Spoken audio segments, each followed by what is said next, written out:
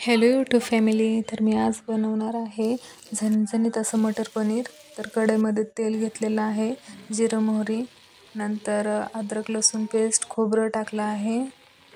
तर हे ब्राऊन होईपर्यंत परतून घेतलेलं आहे. त्यानंतर कांदा आणि टमॅटोची अशी प्युरी करून घेतली आहे, ती टाकून घेतली आहे.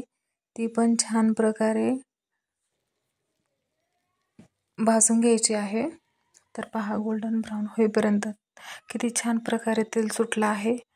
नंतर साईडला मी मटर भिजवून घेतले होते आणि ते छान प्रकारे उकडून सुद्धा घेतले होते.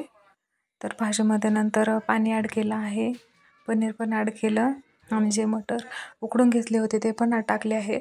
तर आता हे छान प्रकारे शिजण्यासाठी ठेवून द्यायचं आहे.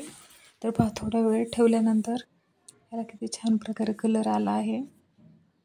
नंतर कोथिंबीर वगैरे घालून घेतली, चवीनुसार मीठ पण ॲड करून घेतले. तर छान प्रकारे उकळी फुटली आहे आणि पहा किती छान प्रकारे तरी आली आहे. रेस्ट केल्यानंतर पहा किती छान प्रकारे तरी आली आहे. तर चलो बाय.